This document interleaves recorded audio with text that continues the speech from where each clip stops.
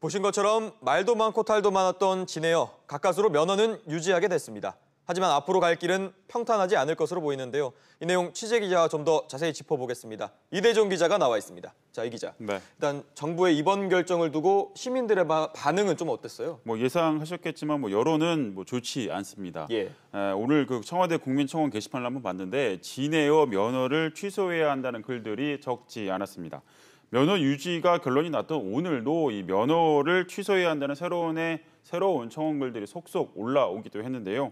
내용은 주로 갑질을 없애기 위해서라도 진에어 면허를 취소해야 한다라는 글들이 대부분이었습니다. 이와 함께 대한항공과 아시아나 직원들은 오는 24일에 총수 퇴진을 위한 집회를 다시 한번 열기로 했습니다.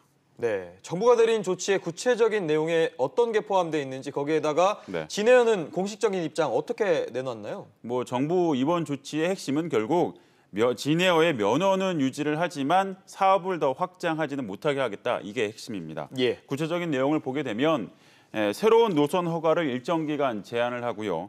신규 항공기 등록이나 부정기편 운항 허가를 제한하기로 했습니다.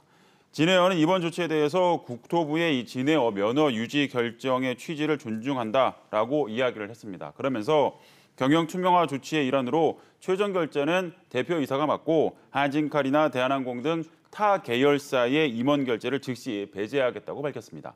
또 20억 원 이상의 신규 투자는 이사회에서 결정을 하도록 하고 사회이사에서 친인척 등의 이 특수 관계인은 배제하기로 했습니다. 진에어로서는 이 국토부의 어떤 이 경영 형태 정상화를 빨리 충족을 시켜야 이번 제한에서 벗어날 수 있고 또 그래야 수익성을 좀 더 확보할 수 있을 것으로 보입니다.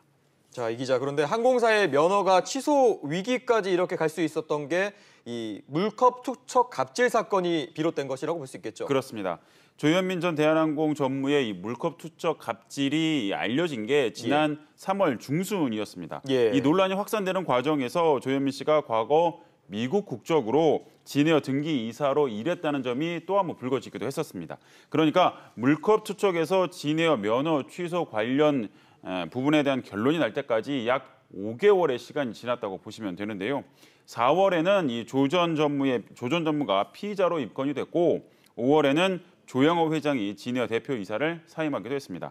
지금 화면에 나오는데 6월에는 또 국토부가 청문회를 거쳐서 진에어 면허 취소 여부를 결정하겠다고 밝혔고요. 7월 말에는 진에어 면허 취소 관련 청문회를 시작한 뒤에 오늘 면허 유지를 결론을 내리기도 했습니다.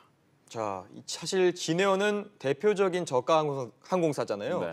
이 진에어의 아무래도 그 저가 항공 이 업계와 앞으로의 전망도 있을 것 같은데 네. 이 좀 짚어주시죠. 아시겠지만 최근에 저가 항공에 대한 관심이 부쩍 늘었는데 예. 저가 항공의 국제 여객 수송량은 연평균 10%를 훌쩍 넘을 정도로 성장세가 급증하고 있습니다.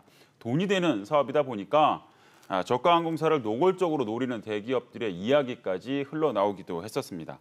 관련 업계에서 진에어 면허 취소와 관련해서 여러 가지 다양한 인수 시나리오가 나온 것도 바로 이런 배경 때문이었습니다.